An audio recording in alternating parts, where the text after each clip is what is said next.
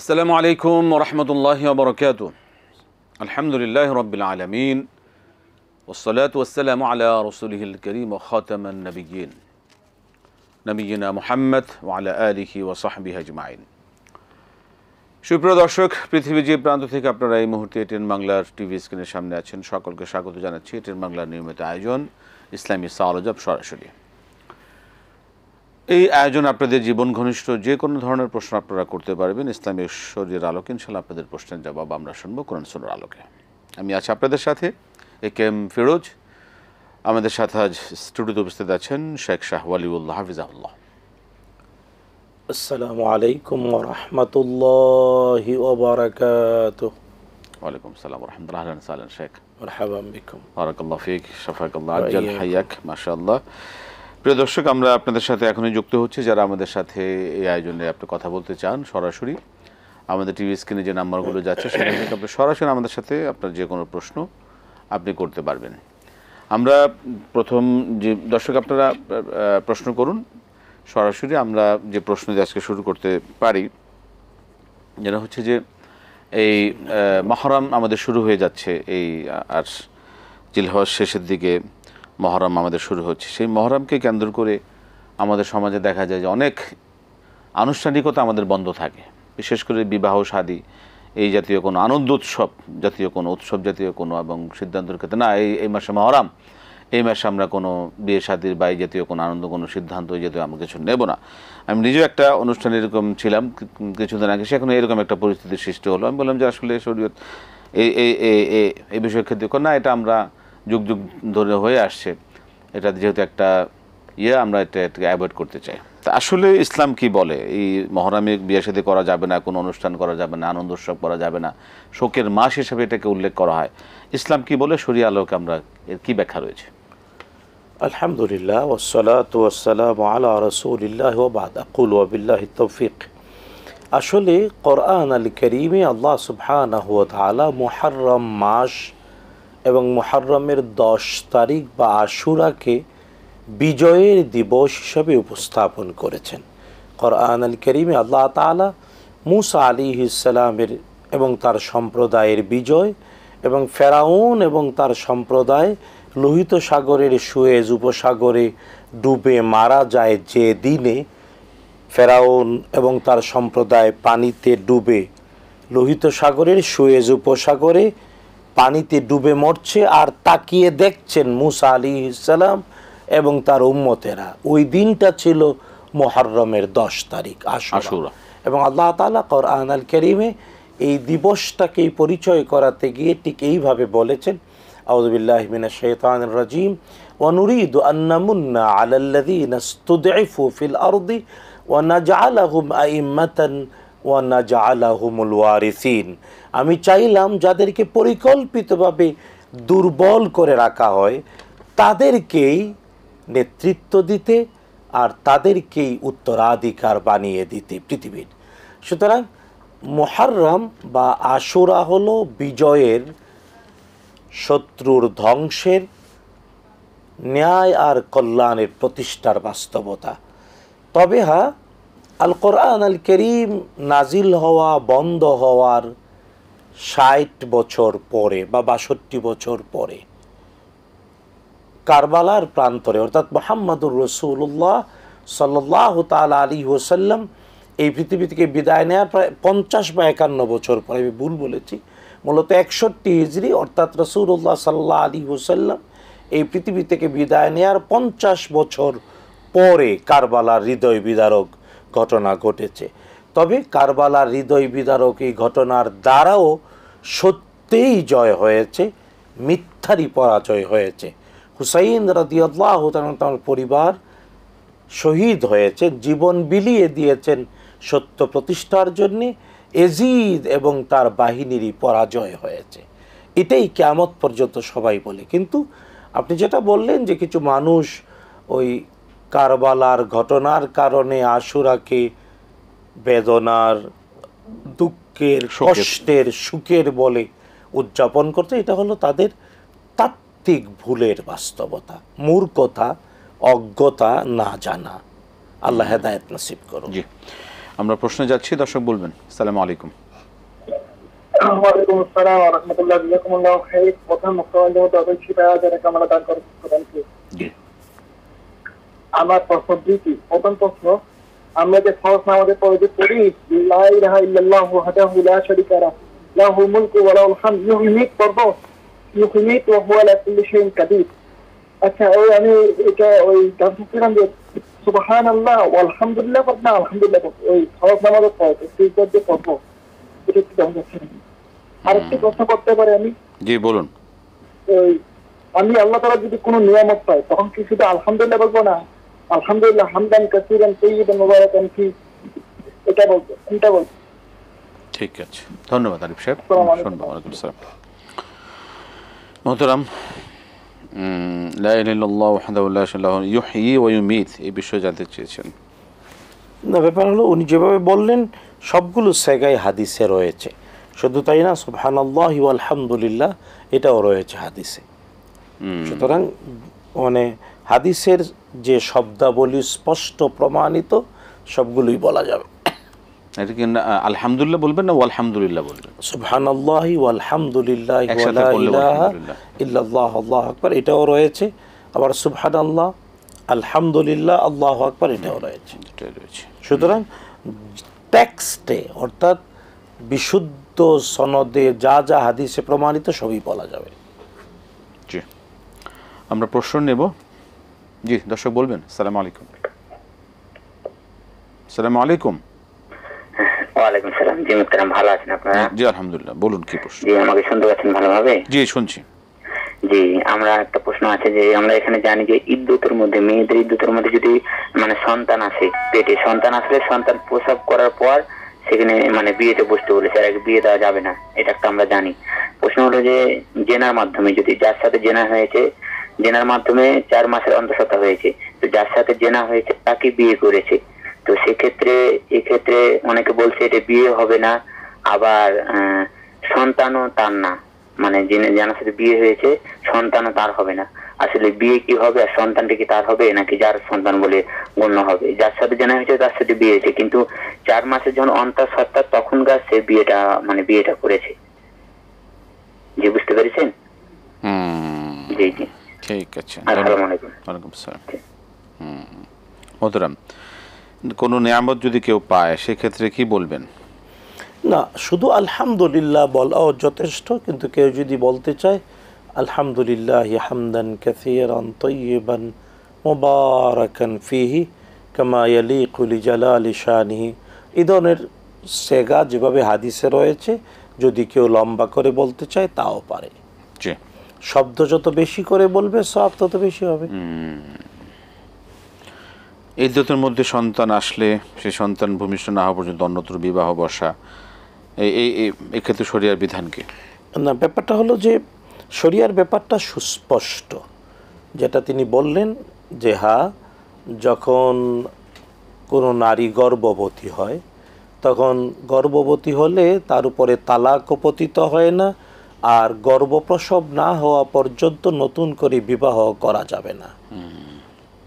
তার ইদ্যত হলো, কোরআনে কারিমে আল্লাহ স্পষ্ট করে বলেছেন আইয়াদানা হামলাহুন্না, প্রসব না হওয়া পর্যন্ত তার ইদ্যত। সুতরাং একজন নারী যখন গর্ভবতী হবে তার তালাক পতিত হওয়ার জন্য অপেক্ষা করতে হবে প্রসব হওয়া, ঠিক এমনি করে নতুন বিবাহ অন্যত্র করার জন্যও প্রসব হওয়ার পরে তারপরে তার অন্যত্র তো মানে নেফাস পরিচ্ছন্ন হওয়ার পরে, পবিত্র হওয়ার পরে। এখন প্রশ্ন হলো, বেবিচারের মাধ্যমে যদি কেউ অন্তঃসত্ত্বা হয়ে যায় আর বেবিচারীর সাথে তাকে বিয়ে দিতে হয়, তাইলেও এই ক্ষেত্রেও একই হুকুম যে অপেক্ষা করতে হবে সন্তান প্রসব হওয়া পর্যন্ত। প্রসব হওয়ার পরে যখন নেফাস থেকে পবিত্র হলো তারপরে বিয়ে, কারণ বেবিচার হলো অপরাধ আর বিবাহ হলো পবিত্র বন্ধন।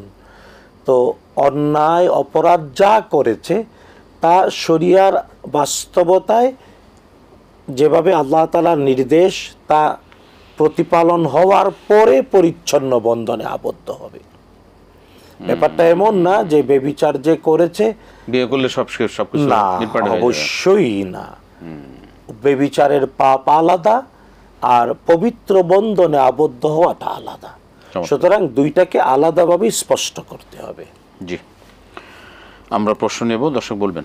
আসসালামু আলাইকুম। জি বলুন, কি প্রশ্ন আপনার? ভালো আছেন? জি জি, আলহামদুলিল্লাহ আলহামদুলিল্লাহ। আমার প্রশ্ন হলো, নবী করিম সাল্লাল্লাহু আলাইহি ওয়াসাল্লাম যে মায়ের ঘরে জন্ম হয়েছে সেই মায়ের দুধ সে কতদিন পান করছে, এবং আমরা শুনি দুধ মা হালিমার দুধ সে কেন পান করছে? কি আসলে মা মারা যাওয়ার পরে নাকি না কিছু থাকতে? এর মেন উদ্দেশ্য একটু খুলে বলবেন। নাম্বার 2, 4 রাকাত সুন্নত নামাজ পড়ার নিয়ম কি? 4 রাকাতে কি সূরা মিলাতে হইব? 4 রাকাত সুন্নত নামাজে যেমন যত 4 রাকাত সুন্নত, এই 4 রাকাতে কি সূরা মিলা লাগবে নাকি না শুধু 2 রাকাতে মিলাতে হইব? এত তফাৎটা কি ফরজ এবং সুন্নত, এত তফাৎটা কি?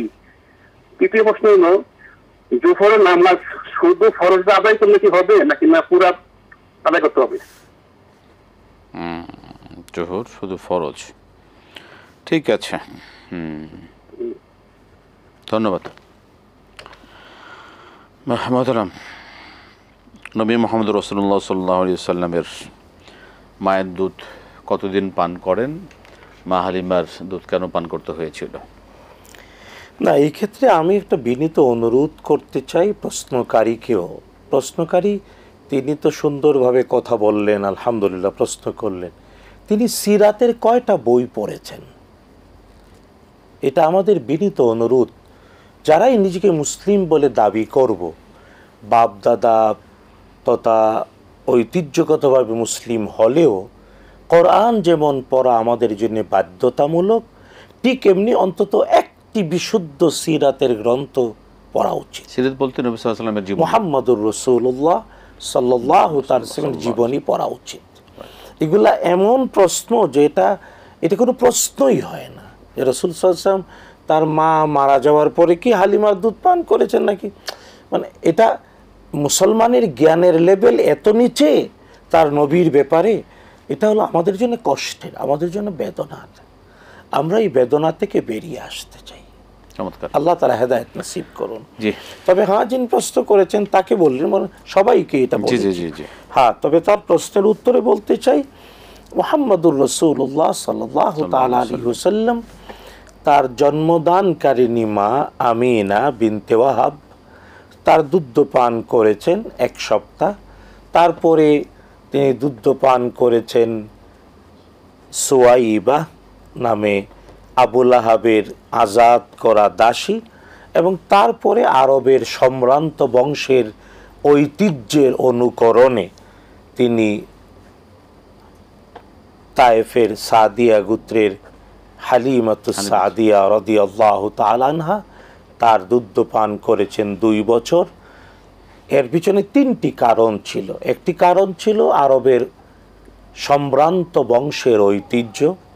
2 নম্বর, আরবের ওই সময়ে যখন রাসূলুল্লাহ সাল্লাল্লাহু আলাইহি ওয়াসাল্লাম জন্ম নেন তখন মক্কা শহরে প্রচণ্ড গরম, আর এই গরমে বাচ্চাদের ক্ষতি হতো, কষ্ট হতো।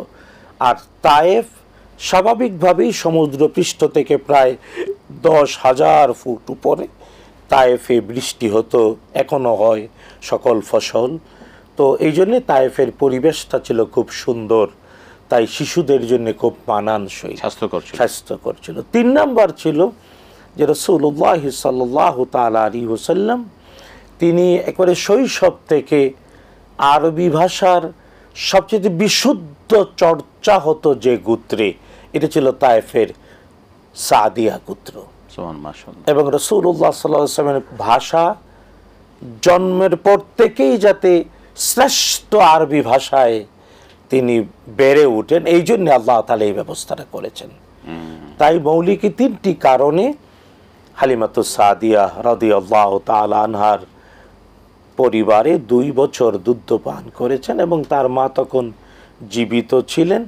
রাসূলুল্লাহ সাল্লাল্লাহু তাআলা আলাইহি ওয়াসাল্লামের মা তার 7 বছর বয়স পর্যন্ত বেঁচে ছিলেন। 7-8 বর্ণনা একটা আমরা জানি। আমরা আসবো মোহতারাম, একটা বিরতির সময় হলো, এসে ইনশাল্লাহ আরও শুনবো। প্রিয় দর্শক, আপনারা দেখছেন ইসলামী সাওয়ারজব সরাসরি আয়োজন। সময় হলো একটা ছোট বিরতি নেবার, ফিরছি বিরতির পর আবার ইনশাল্লাহ আপনাদের সাথে সরাসরি আয়োজনে।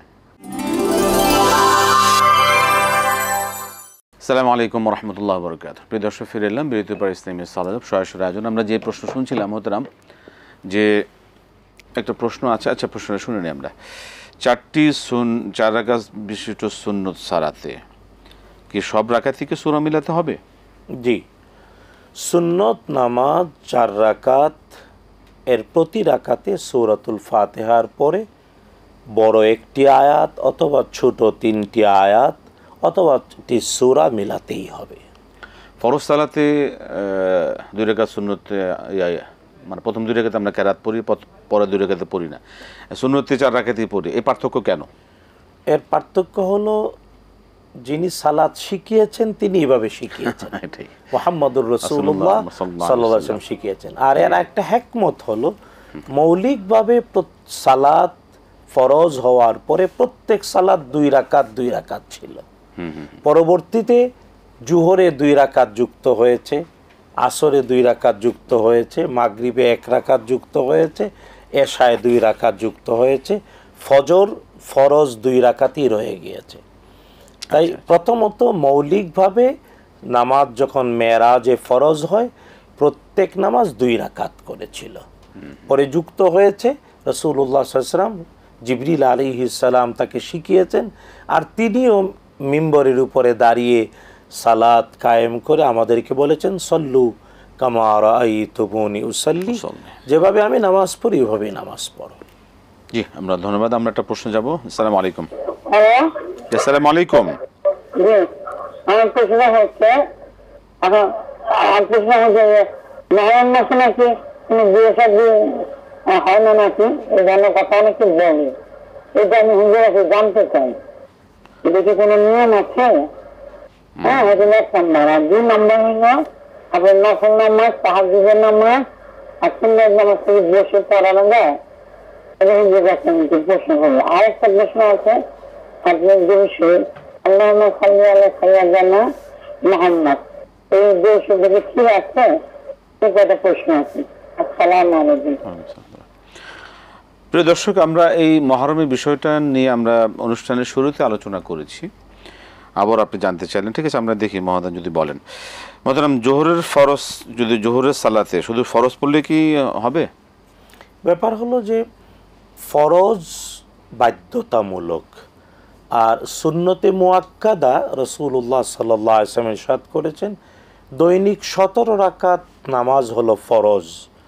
কিন্তু এই 17 রাকাত ফরজ নামাজ ঠিক মতো হয় এটা কেউ দাবি করতে পারবে না। মানবীয় দুর্বলতায়, শয়তানের প্ররোচনায়, পরিবেশ পরিস্থিতির কারণে কমতি থেকেই যায়। তো কিয়ামতের দিনে আল্লাহ তাআলা যখন ফজরের 2 রাকাত, জোহরের 4 রাকাত 6, আসরের 4 রাকাত 10, মাগরিবের 3 রাকাত 13 আর এশার 4 রাকাত 17, এই 17 রাকাত সালাতের হিসাব মিলাবেন, তখন যখন কোনো বান্দার 17 রাকাত মিলবে না, তখন আল্লাহ নিজে প্রশ্ন করবেন হাল্লাহু মিন তাতাওয়ু, আমারই বান্দার কি অতিরিক্ত কোনো সালাত আছে? রাসূলুল্লাহ সাল্লাল্লাহু আলাইহি ওয়াসাল্লাম তাই অগ্রিম জানিয়ে দিয়ে বলেছেন দৈনিক 12 রাকাত সুন্নতে মুআক্কাদা বা সুন্নতে রাতে বা পড়া উচিত। তা হলো ফজরের 2 রাকাত, জোহরের 6 রাকাত, মাগরিবের 2 রাকাত, এশার 2 রাকাত। তো এই 12 রাকাত সুন্নতে রাতে বা 17 রাকাত ফরজের গেফ ফিল আপ করতে গ্রহণ করবেন আল্লাহ সুবহানাহু ওয়া তাআলা।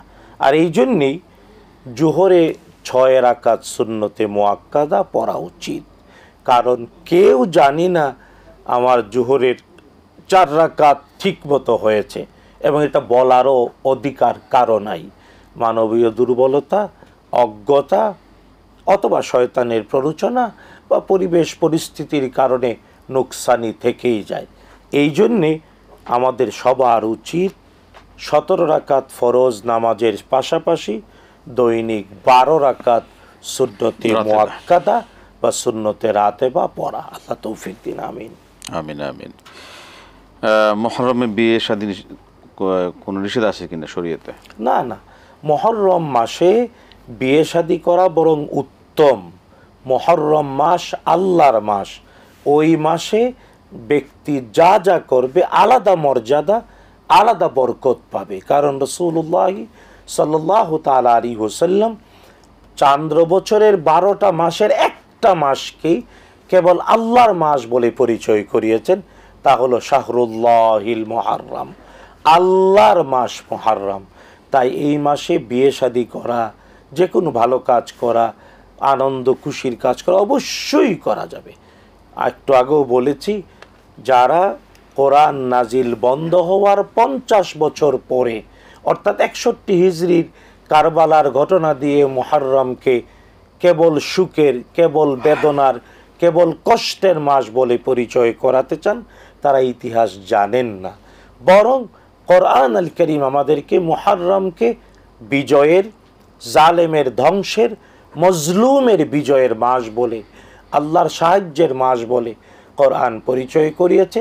এবং বাস্তবতা হলো হুসাইন রাদিয়াল্লাহু তাআলা আনহু এবং তার পরিবারের শাহাদত সত্যের পক্ষে, মিথ্যার ধ্বংসে। তাই সত্য এবং কল্যাণের জন্যই মুহররম, আর মুহররম আমাদের জন্যে আল্লাহর মাস। তাই এই মাসে কোনো বিধিনিষেধ নাই, কেবলমাত্র এটা পবিত্র মাস, ওই মাসে পাপ করা অপরাধ, জুলুম করা অপরাধ, গুনাহ করা অপরাধ, যে কোনো ভালো কাজ করা যে কোনো যেতে পারে। ভালো কাজ করা। জি, আমরা প্রশ্ন নিচ্ছি, দর্শক বলবেন। স্যার আসি। আসসালামু আলাইকুম। আসসালামু আলাইকুম ওয়া রাহমাতুল্লাহ। ওয়ালাইকুম আসসালাম ওয়া রাহমাতুল্লাহি ওয়া বারাকাতুহু। হুজুর, আমি পাবনা থেকে বলছি, আব্দুল জব্বার, ভালো আছেন? জি আলহামদুলিল্লাহ, বলুন। হুজুর, আমার কণ্ঠের একটু সমস্যা। এই প্রশ্ন হচ্ছে, প্রথমে এই এক ভাই একটু আগে প্রশ্ন করলো, আমরা আমাদের নবীজিকে নিয়ে প্রশ্ন করি কেন তার 11 জন স্ত্রী ছিল, কেন হালিমা দুধ পান করছে, নূরে নবী নামারে তরি। আসলে এগুলি প্রশ্ন করলে কি গুনাহ হয় কিনা? আর 2 নম্বর প্রশ্ন, আমার স্ত্রী বিগত 9 মাস যাবৎ মারা গেছে। এর আগে আপনাদের কাছে দোয়া চাইছি, দোয়া করবেন। আমি আপনাদের কাছে একটু নিজের ব্যক্তিগত একটা মতামত, যে বর্তমান জামানায় যারা এইসব দ্বিতীয় বিয়ে করছে তাদের প্রায় ঝামেলা, এসে অ্যাডজাস্ট হচ্ছে না, বা যার বাড়ি আসতেছে সে পুরুষ লোকের সমস্যা, কিংবা যাকে আনতেছে তার সমস্যা। বা আমি প্রশ্ন করতে চাচ্ছি যে, বাট আমি যে চলে গেছে তার স্মৃতি নিয়ে বেঁচে থাকতে চাই, আমার বয়স 58 বছর। এই ব্যাপারে ইসলাম কি বলে জানাবেন। আর 3 নম্বর প্রশ্ন, হুজুর, এই যে দোয়ার ব্যাপারে, আমাদের মহল্লার মসজিদে একজন ইমাম সাহেব ছিলেন, উনি প্রায় 30 বছর ইমামতি করছেন। উনি কারো মৃত ব্যক্তির দোয়ার জন্য একবার সূরা ফাতিহা, 3 বার ইখলাস, 11 বার দুরূদ শরীফ, 19 বার বিসমিল্লাহ এগুলি বলিয়ে দোয়া করছে। তো বর্তমান উনি অবসর নেওয়াতে, মানে বার্ধক্যজনিত কারণে, আর একজন ইমাম সাহেব নিয়ে আসছে, উনি দোয়ার আগে শুধু সূরা ইয়াসিনতে পড়ে, দরুদ টরুদ পড়ে না। এই দুজনের ভিতর কারটা আমরা সঠিক মেনে নেব? দয়া করে 3টে প্রশ্নের উত্তর দিবেন। আসসালামু আলাইকুম ওয়া রাহমাতুল্লাহ। ওয়ালাইকুম আসসালাম ওয়া রাহমাতুল্লাহ। নফল, তাহাজ্জুদ এবং সুন্নত নামাজ কি বসে পড়া যাবে? বসে পড়া যাবে। ফরজ সালাতের জন্যে ফরজ হলো দাঁড়ানো, ফরজ সালাতে দাঁড়ানোটা ফরজ।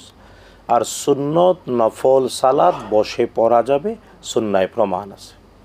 এখানে আরেকটা বিষয় বলি, যদি কেউ সুন্নত নফল নামাজ দাঁড়িয়ে শুরু করলেন, 3 রাকাত, 4 রাকাত, 2 রাকাত পড়বেন, দাঁড়িয়ে শুরু করলেন, 1 রাকাত দাঁড়িয়ে পড়লেন, তারপরে 2য় রাকাত থেকে বসে গেলেন, তাইলে তিনি দাঁড়ানোর সওয়াবটাই পাবেন। এটাও সুন্নায় প্রমাণিত, যদি তার সমস্যা থাকে, ওজোর থাকে। কারণ নফল এবং সুন্নত নামাজে ব্যক্তি বসে পড়াটা মাসমুহ, অনুমোদিত, সুন্নায় অনুমোদিত। কিন্তু ফরজ সালাত সক্ষমতা থাকলে অবশ্যই দাঁড়াতে হবে। ফরজ সালাত ইচ্ছা করে যদি কেউ বসে পড়ে, ফরজ লঙ্ঘন হয়ে গেল। এই জন্য প্রসঙ্গত আরেকটা কথা বলি, যারা চেয়ার ব্যবহার করেন, হয়তো কোমরের সমস্যা, রুকু দিতে, সেজদা দিতে, কিন্তু নামাজ শুরু করতে গিয়ে প্রথম দাঁড়িয়ে শুরু করতে হবে। যদি প্রথম থেকেই চেয়ারম্যান হয়ে যান, তাহলে তিনি একটা ফরজ লঙ্ঘন করে ফেললেন। এই জন্য নামাজ ফরজ লঙ্ঘন করে ফেললেন। কারণ ফরজ সালাতে দাঁড়ানোটা ফরজ। সারাক্ষণ হেঁটে আসতে পারলো, কিন্তু মসজিদে এসে প্রথম থেকেই চেয়ারে বসে নামাজ পড়লো না, ফরজ নামাজ অবশ্যই দাঁড়িয়ে শুরু করতে হবে, যেখানে অসুবিধা এই জন্য চেয়ার ব্যবহার করবে। প্রিয় দর্শক, আমরা আবারও আসছি আপনাদের সাথে সরাসরি ইনশাআল্লাহ, আমাদের একটা ছোট্ট বিরতির পর ইনশাআল্লাহ। আসসালামু আলাইকুম রহমতুল্লাহ বরকাত। প্রিয় দর্শক, আবারও ফিরে এলাম আপনাদের সামনে সরাসরি ইসলামী সাওয়াল-ও-জাওয়াব এই অনুষ্ঠানে। আমরা বিরতির আগে যে প্রশ্নগুলো শুনছিলাম এক এক করে, আল্লাহুম্মা সাল্লি আলা সাইয়্যিদিনা মুহাম্মদ, এই দরুদ কি ঠিক আছে কিনা?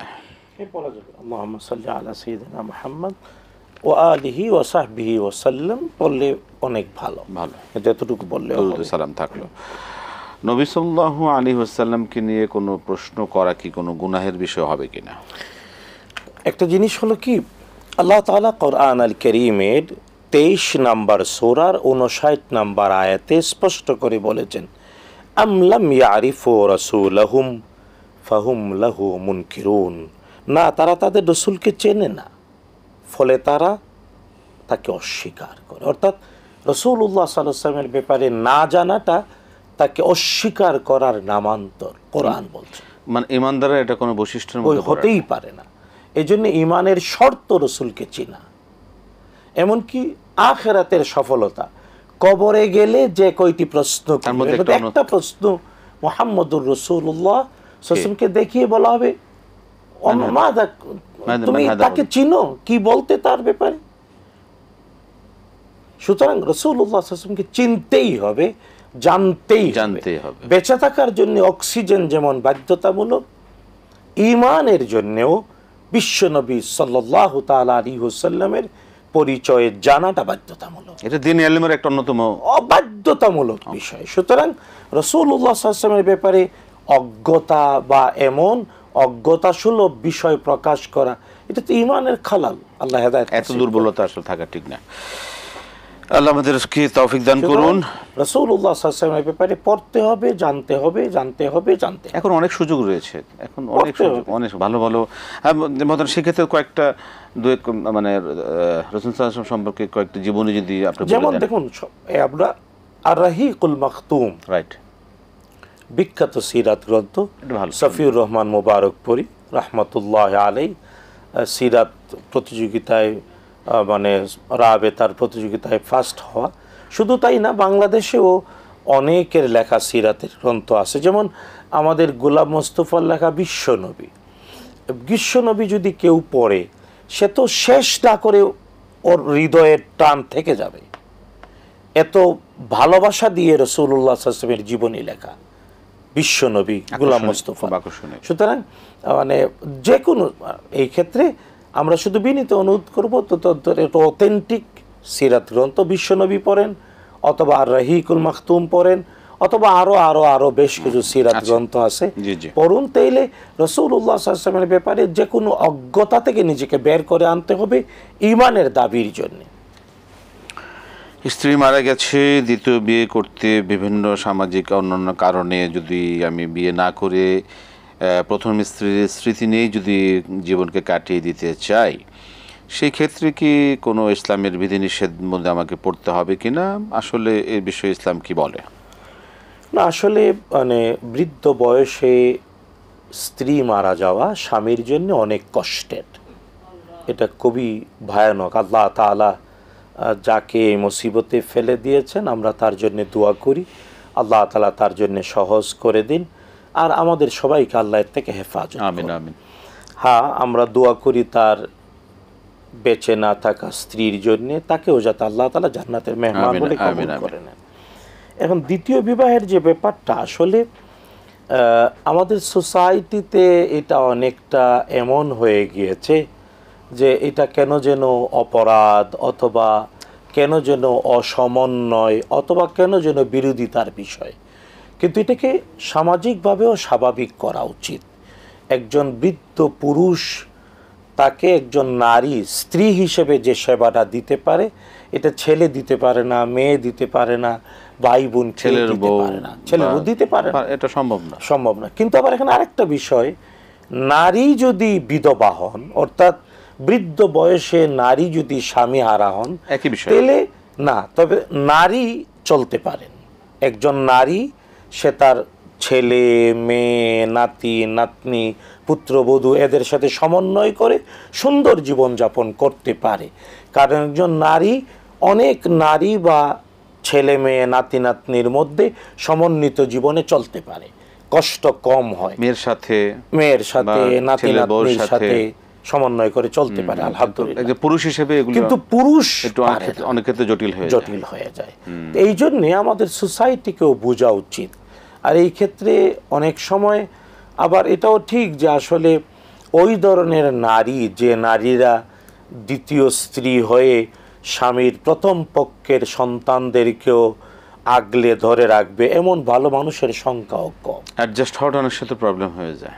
এবং আমরা দেখি আমাদের আশেপাশে দেখি অনেক জায়গায় আছে এমন, আল্লাহ হেদায়েত করুক, যে প্রথম পক্ষের মরে যাওয়া বেগম সাহেবের বাচ্চাদেরকে জাঠিয়ে বের করে দিতে চায়।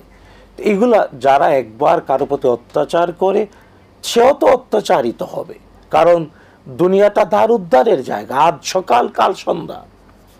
সুতরাং এই ক্ষেত্রে আমার কাছে মনে হয় যে আমাদের সবাইকে একটা সামাজিক আন্দোলন করা উচিত, যাতে করে বৃদ্ধ অবস্থায় পুরুষ যদি স্ত্রী হারা হন, তাদেরকে বিবাহ দিতে গিয়ে সমাজ, পরিবার, এমনকি যে সকল নারীদেরকে দ্বিতীয় স্ত্রী হিসেবে পুরুষরা আনবে, তারাও যাতে একটু সমন্বয় করার মতো ক্ষমতা রাখে, এই জিনিসগুলো থাকা উচিত।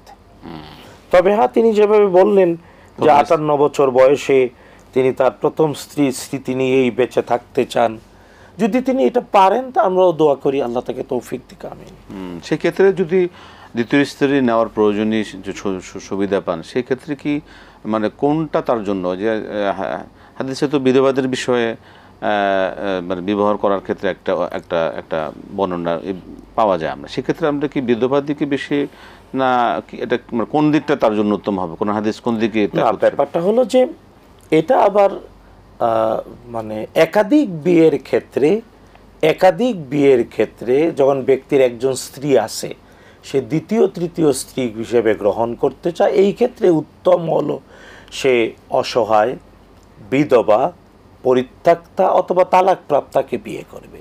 কিন্তু যখন ব্যক্তির স্ত্রী মারাই গেল, সে একেবারেই বিপত্নিক, তখন তার অধিকার, সে তার পছন্দ মতো বিয়ে করবে। ঠিক আছে, আমরা প্রশ্ন নেব। দর্শক বলবেন। আসসালামু আলাইকুম। আমি মামুন বলছি, কয়েকটি প্রশ্ন করব। বলুন। জি মামুন সাহেব বলুন। নম্বর হলো যে কবর জিয়ারতের সুন্নাহ পদ্ধতি কি? কবর জিয়ারতের সুন্নাহ পদ্ধতি কি? তারপরে নামাজে রুকু সিজদায় তাসবিহ কি 3 বার পড়বো না বেশি পড়া যাবে? আর 3 বার পড়ার পরে যদি সময় থাকে ফরজ নামাজে, তাহলে কি আমরা বাকি সময়টা বেশি পড়তে পারবো কিনা? আচ্ছা। আর হুজুরের কাছ থেকে সহিহ সুন্নাহ পদ্ধতি অনুযায়ী একটা ছোট দরুদ জানতে চাচ্ছি, যেটা আমরা সবসময় পাঠ করব এটা। আর মুহররম মাসের নির্দিষ্ট কোনো আমল আছে কিনা, আর থাকলে সেগুলো কি কি করবো? ঠিক আছে, ধন্যবাদ মামুন সাহেব, ধন্যবাদ। আমাদের সময় খুব সংক্ষিপ্ত যদি আমরা একটু শুনতে পারি, সবগুলো 2-3 মিনিট আমরা পাবো। দোয়ার ক্ষেত্রে অনেকে একবার সূরা ফাতিহা, 3 বার সূরা ইখলাস পড়ে থাকেন, দরুদ পড়ে থাকেন, এবং এই জাতীয় কোনো আসলে সুন্নাহ পদ্ধতি কোনটা? না, একবার ফাতিহা, 3 বার ইখলাস, এইগুলো সুন্নায় প্রমাণিত না। এগুলো এক এক ব্যক্তি এক একভাবে করেন, ব্যক্তিগতভাবে পরিবেশ পরিস্থিতি আলোকে করেন। ব্যক্তি করলে আলহামদুলিল্লাহ ভালো, না করলেও সমস্যা নেই, এটা বাধ্যতামূলক কিছুই না। কবর জিয়ারতের সুন্নত পদ্ধতি কোনটি? কবর জিয়ারতের সুন্নত পদ্ধতি হলো কবর দেখলে 3টি কথা বলা। 1 নাম্বার বলা, হে ঈমানদার মৃত, তোমাদের প্রতি আল্লাহর পক্ষ থেকে শান্তি। 2 নাম্বার, তোমরা আগে এসেছো, আমরা পরে আসব। 3 নাম্বার, তোমাদেরকে আল্লাহ ক্ষমা করে দিক, আমাদেরকে আল্লাহ ক্ষমা করে দিক। এই 3টি কথা কবর দেখলে বলা হলো সুন্নাহ। আরবিতে হলো আসসালামু আলাইকুম আহলাদ দিয়ার মিনাল মুমিনিন ওয়াল মুসলিমিন ওয়া ইন্না ইনশাআল্লাহু বিকুম লাহিকুন আসআলুল্লাহ লানা ওয়া লাকুমুল আফিয়া। জি, রুকু সিজদা 3 বার তাসবিহ যদি সময় বেশি পাওয়া যায়, বেশি পড়া? অবশ্যই বেশি পড়া যাবে, 3 বার বাধ্যতামূলক না, তাসবিহ একবার পড়লেই হয়, কিন্তু বেজুর বার পড়াটা সুন্নাহ। সুন্নাহ। যতবার বেশি পড়তে পারবেন পড়বেন। আর শুধু তাসবিহ কেন, রুকু এবং সেজদায় রাসূলুল্লাহ সাল্লাল্লাহু আলাইহি ওয়াসাল্লাম অনেক দোয়া করেছেন, ওই দোয়াগুলো মুখস্থ করুন এবং পড়ার চেষ্টা করুন। ছোট দুরূদ কোনটি? আল্লাহুম্মা সাল্লি আলা মুহাম্মাদিন নবিয়্যিল উম্মিয়্যি ওয়া আলিহি ওয়া সাল্লাম। এটা তো বড় হয়ে গেল, না তবু আরো ছোট কি করে করা যায়? মানে আল্লাহুম্মা সাল্লি ওয়া সাল্লিম আলা রাসূলিল্লাহ, হ্যাঁ তাও বলা যায়। বলা যায়। জি। মুহররমের কোন স্পেশাল বা কোন আমল? মুহররম মাসের দুইটা স্পেশাল আমল আছে। এক নাম্বার হলো মুহররম পুরা মাসে রোজা রাখা।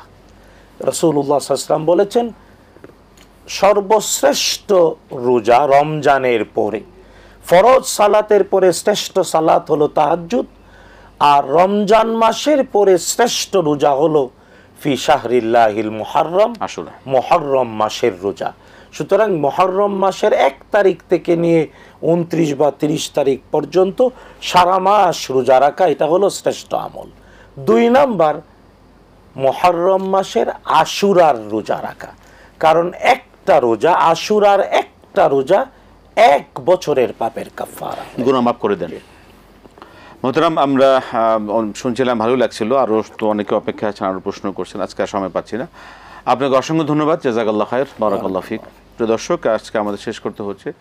আপনাদের মূল্যবান প্রশ্নগুলো সারা পৃথিবীব্যাপী যারা এই আয়োজন দেখছেন সকলের জন্য খুবই শিক্ষণীয় এবং খুবই গুরুত্বপূর্ণ। আল্লাহ পাক আমাদের তৌফিক দান করে এইভাবে আমরা জানবো মানবো। আজকে শেষ করতে হচ্ছে, বিদায় নিচ্ছি। আসসালামু আলাইকুম ওয়া রাহমাতুল্লাহি ওয়া বারাকাতুহু।